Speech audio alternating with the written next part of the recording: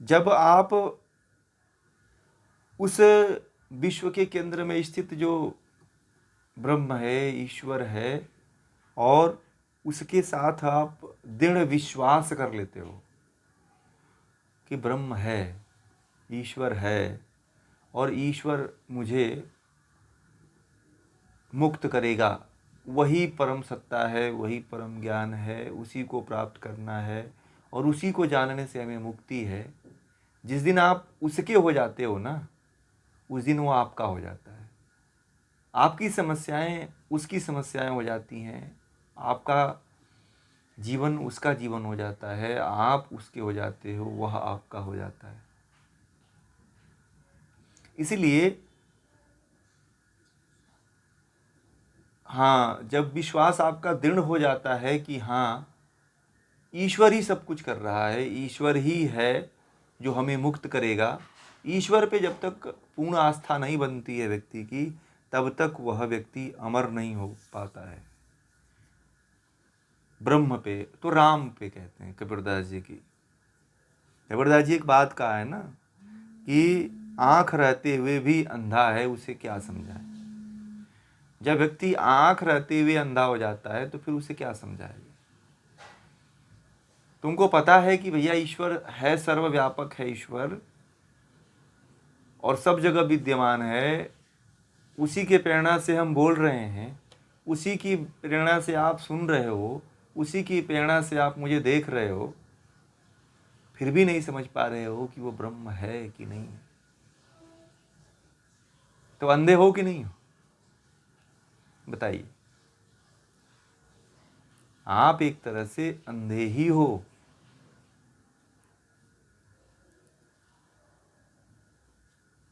इसलिए परमात्मा पे पूरा विश्वास होना चाहिए कि परमात्मा एक दिन जरूर कुछ न कुछ न्याय करेगा। परमात्मा एक दिन जरूर हमें अपना प्रिय बनाएगा, अपनी अनुभूति कराएगा, और हमें ये विश्वास है कि परमात्मा हमें अनुभूति कराएगा।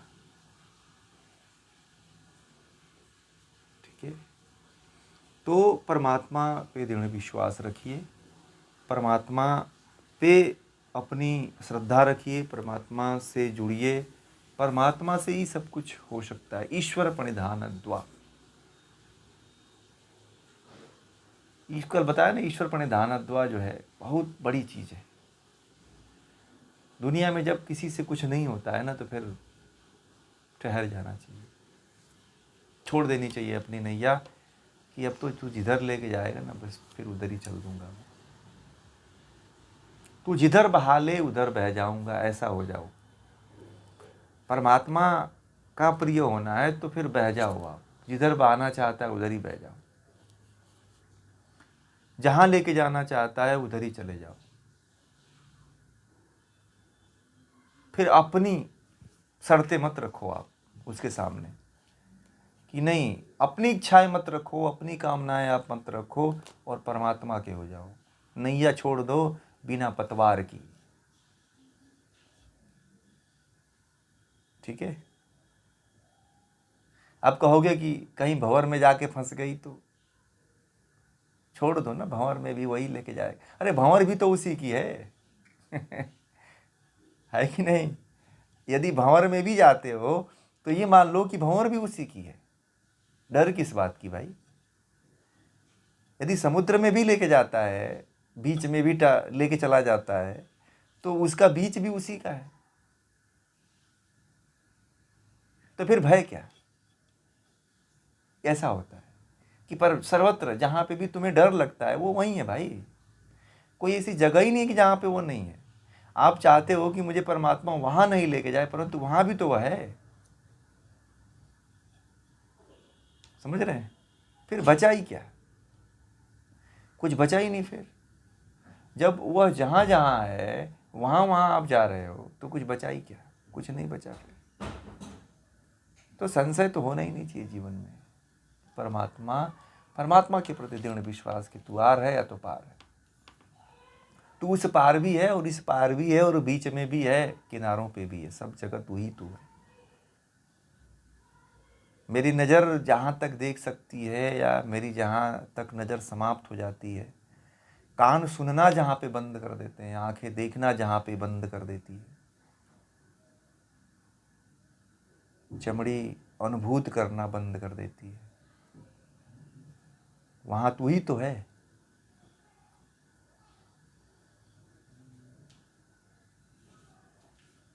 जहाँ पे व्यक्ति अपने आप को हार बैठता है, थक मान बैठता है, अब सोचता है कि जीवन में कुछ है नहीं, बस जीवन को किसी तरह चलाते जाओ, काटते जाओ, बिताते जाओ, तो जीवन बीत जाएगा, बस वहाँ भी परमात्मा है।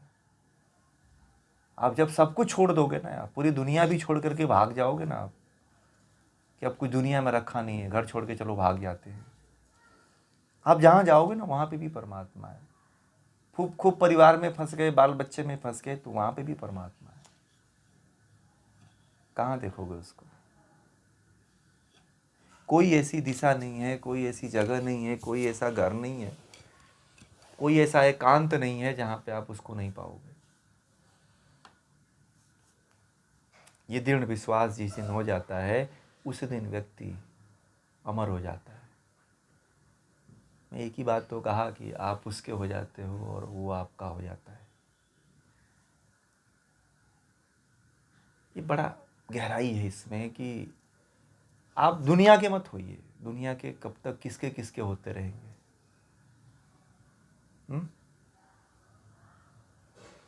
और आदमी कई बार दुनिया का हुआ है, एक बार थोड़ी हुए हैं आप।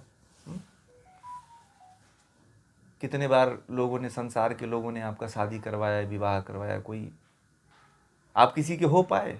बताओ, बताइए आप लोग, कभी आप लोग किसी के हो पाए? एक है ना, हम थे जिनके सहारे वो हुए ना हमारे। तो आप जिसके सहारे होते हो वो कोई नहीं होता। परमात्मा के सहारे हो जाओ, वह फिर ये नहीं गाना पड़ेगा कि वो नहीं हुआ हमारे, फिर तो वही रहेगा, परमात्मा ही सब कुछ सहारा होगा। प्रारंभ भी होगा, अंत भी वही होगा। समझ रहे हैं?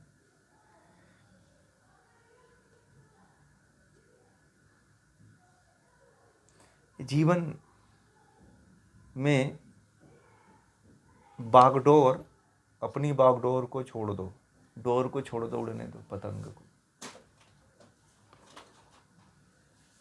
देखिए उड़ करके कहाँ जाती है।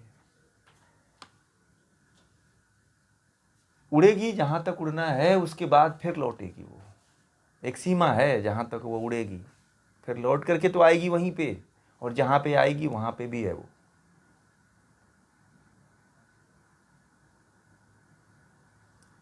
और जहाँ पे नष्ट होगी, जहाँ पे वो जर्जर हो जाएगा, वहाँ उसमें भी वो विलीन होगा, वहाँ पे भी है वो। जहाँ पे भी देखोगे आप, वहाँ पे ही मिलेगा वो।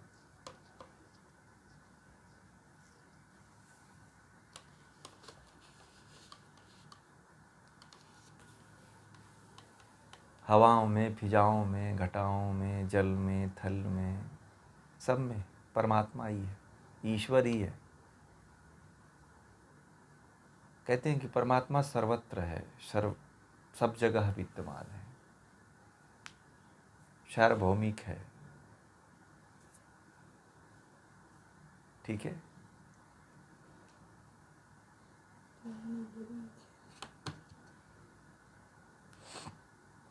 समझ रहे हैं?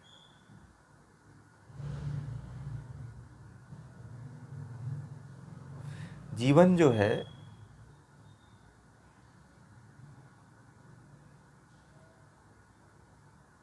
जीवन को हम ऐसे जीते हैं जैसे कि हमें लगता है कि जिस हाल में हैं और जिस रूप में हैं, जिस रूप में हैं हम लोग, वही रूप हमें याद आता है कि हम तो यही हैं।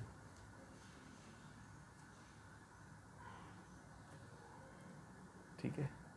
वो आप नहीं हो, यही संशय है आपके भीतर। इस पद का तात्पर्य यही है कि यही आपके भीतर संशय है कि आप जो मान बैठे हो आप वो नहीं हो।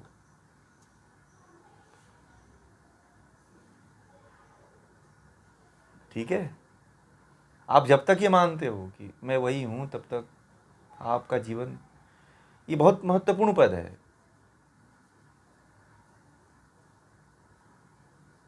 राम उरा संशय गाठ न छूटे, ताके पकड़ी पकड़ी यम लूटे।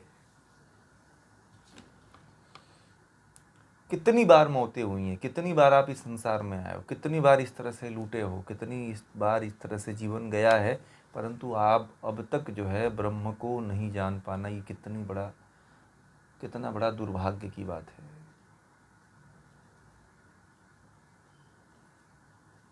और ब्रह्म सब जगह है, सर्वत्र है। हम लोग बस जो विश्व के केंद्र में है वो हमारे केंद्र में भी है। ब्रह्म जो है, जो विश्व के केंद्र में है, वही जो है हमारे केंद्र में है। जो संसार के केंद्र में है, जो संसार के केंद्र में है, वही हमारे केंद्र में है। ठीक है।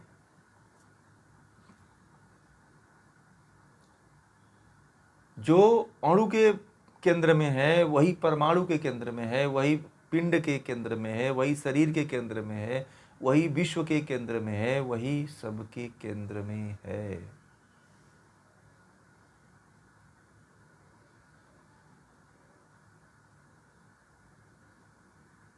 ठीक है।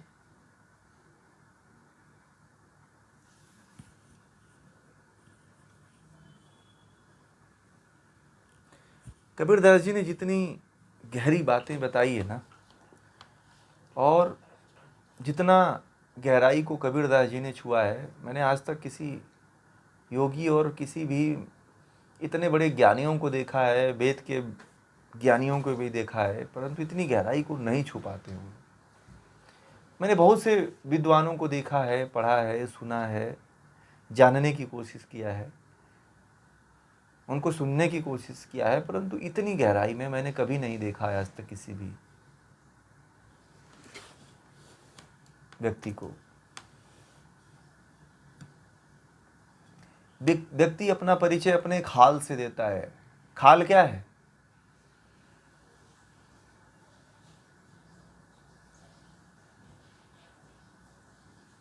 खाल क्या है बताइए? खाल क्या है बताइए?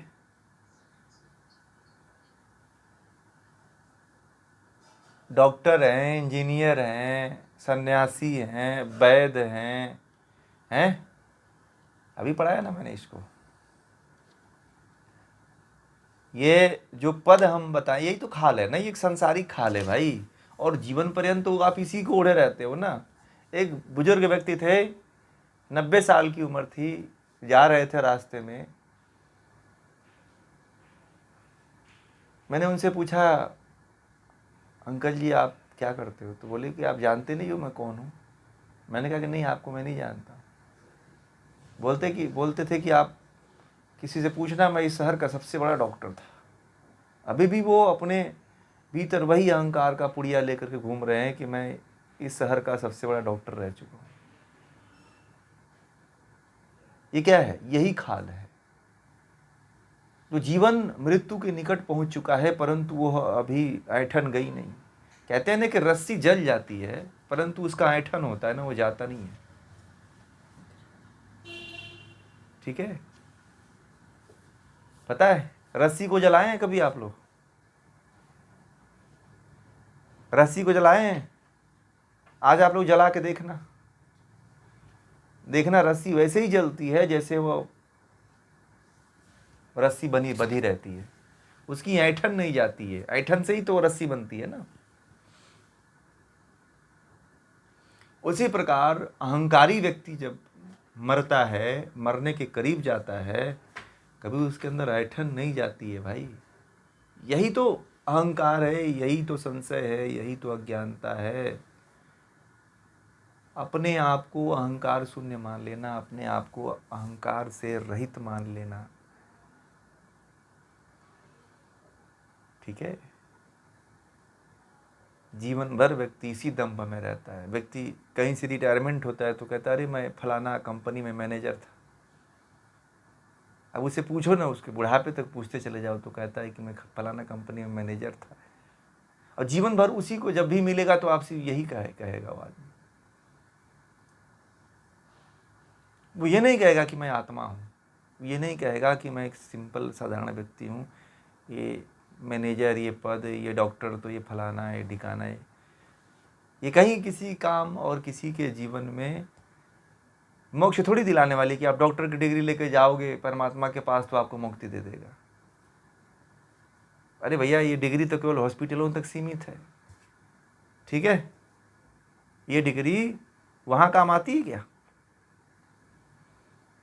आप भले से किसी की जान बचा लो, परमात्मा कहता है कि तू क्या जान बचाएगा, सब कुछ मेरे हवाले है? मैं चाहूँ जिसको जिलाऊँ, जिसको चाहूँ मार दूँ, तेरी सारी दवा फेल हो जाएगी, तू किसी काम का डॉक्टर नहीं है, ठीक है? सबसे बड़ा डॉक्टर तो कोई और है।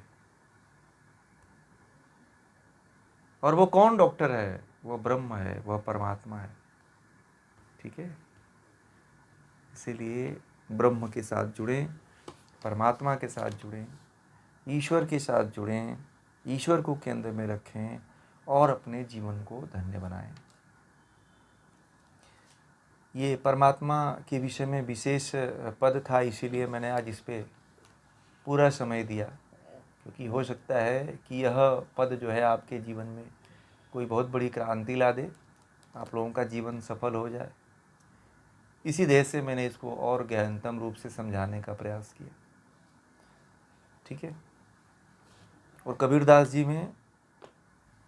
जी के क्लासों में या अन्य जितने भी कोर्सेज चल रहे हैं, उन सभी कोर्सेज में आप लोगों के संपर्क में जितने लोग हैं, जितने दोस्त हैं, जितने मित्र हैं, उनको भी आप लोग जोड़ा करिए, ठीक है?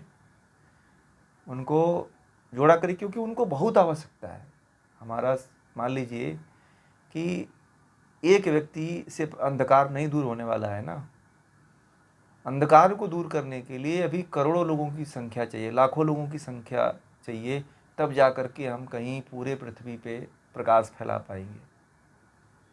हमें एक जगह थोड़ी दीपक जला करके और फिर अंधेरा हो तो जलाना है, फिर बुझा कर रख देना है। हमें तो ऐसा दीपक चाहिए जो हमेशा जलता रहे।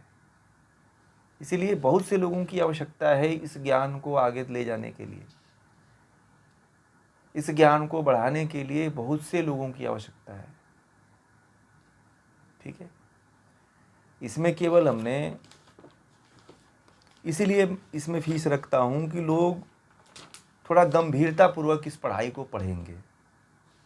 अगर फ्री कर देता हूँ ना तो फिर लोग गंभीरतापूर्वक पढ़ते नहीं है, जुड़ते हैं नहीं जुड़ते हैं, आते हैं नहीं आते हैं, मन किया तो 1 महीना गायब, फिर नहीं किया तो करते भी नहीं, बीच में छोड़ देते हैं, ठीक है? इसीलिए हमने एक छोटा सा शुल्क रखा कि हर कोर्स में मैं वही करता हूँ।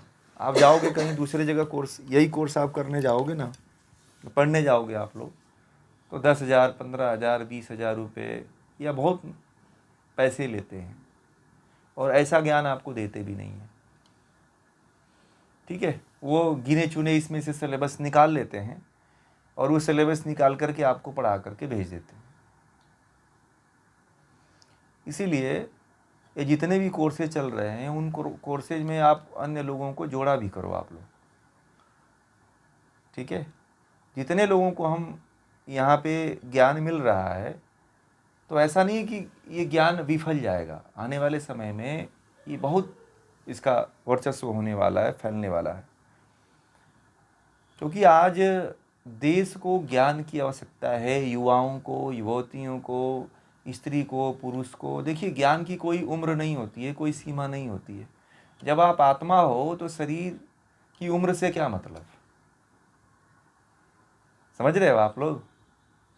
जब आप लोग, न स्त्री पुरुष से भेद है, न युवा से, न लड़के से, न लड़की से, न बूढ़े से, न बूढ़ी से, न नौजवान से, हैं, न प्रौढ़ा से, न स्त्री से, न पुरुष से। किसी भी उम्र का कोई भी व्यक्ति इसमें आ सकता है, जुड़ सकता है, और अपनी क्षमता के अनुसार जितना वो समझ सकता है उतना समझे।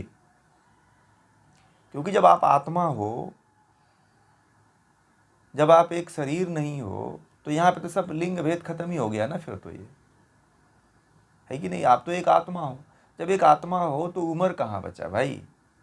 उम्र की तो कोई सीमा ही नहीं रही। फिर आप किसी भी उम्र में आते हो तो आप उस उम्र में क्या करोगे?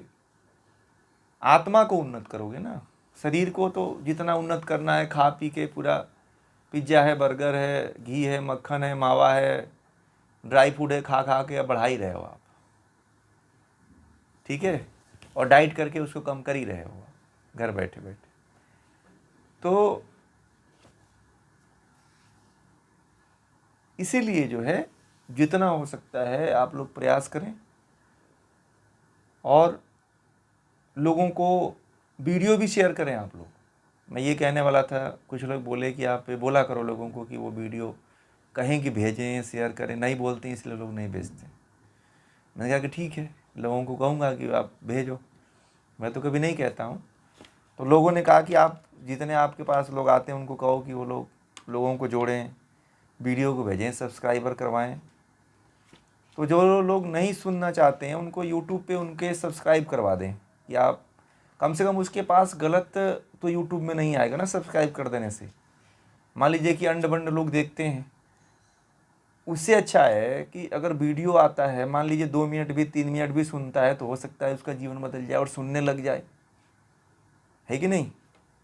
बहुत से लोग हैं जो यूट्यूब पे ऐसे सुनते हैं, मुझे कहते हैं कि मैं तो ऐसे आपका आ गया तो मैं सुनने लगा, और सुनने लगा तो मुझे बहुत अच्छा लगा, ठीक है।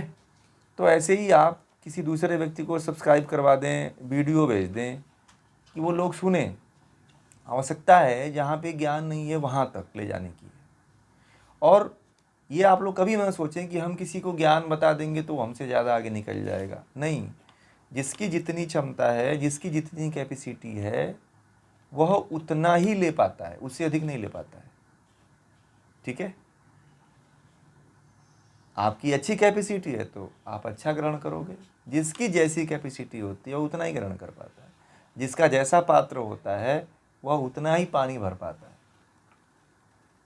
इस तरह का भी भाव भेद नहीं होना चाहिए। सब ज्ञान का कोई बड़ा छोटापन नहीं होता है, ज्ञान अधिक का कम नहीं होता है, ज्ञान बराबर होता है चाहे किसी के अंदर हो, ठीक है। हर व्यक्ति, चाहे कम समझने वाला व्यक्ति हो या कोई भी व्यक्ति हो, हर व्यक्ति जो है थोड़ा जानता सब कोई है। किसी को बोलने में थोड़ी समस्या आती है, किसी को कहने में समस्या आती है, परंतु समझते सब है। ऐसा नहीं कि कोई नहीं समझता, सब समझते हैं। सबके पास भगवान ने प्रतिभा, बुद्धि, विवेक दे रखा है। सबके अलग अलग तरीके हैं समझने के, पढ़ने के, लिखने के, बोलने के, ठीक है। तो इस तरह से आप लोग भी इसमें सहयोग किया करें, है ना, कि इन ज्ञान को हम आगे बढ़ा सकें। क्योंकि मैं देख रहा हूँ जैसा आज का समय चल रहा है, उसको देखते हुए लगता है कि ये देश भी हमारा पश्चिम देशों की तरह हो जाएगा, नास्तिकता की तरफ बढ़ने लग जाएगा, धर्म नष्ट हो जाएगा। आज पाखंड इतना ज़्यादा फैल गया है कि अब धर्म पे हमारे देश में कोई वास्तविक अध्यात्म को नहीं समझ पाएगा।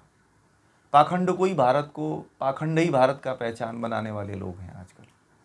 कह रहे हैं ना कि ये कोई इंग्लैंड जा रहा है तो कोई अमेरिका जा रहा है तो कोई फलाना जगह जा रहा है। पाखंड लेकर के जाओगे तो दुनिया नहीं समझती है कि पाखंड है कि नहीं? बताइए, वास्तविक आध्यात्म यदि आप लेकर कहीं जाओगे, कहीं बताओगे, मान लीजिए ये ज्ञान क्यों दे रहे हैं कि इस ज्ञान को देंगे कि आप मान लो सब तो कोई रहने वाला तो कोई है नहीं इस दुनिया में, सबको एक दिन दुनिया से जाना है कि नहीं? तो इस ज्ञान को धरा पे बांटना है, तो ज़्यादा से ज़्यादा लोगों तक शेयर करें कि बहुत से लोगों तक पहुँचे ये ज्ञान, ठीक है।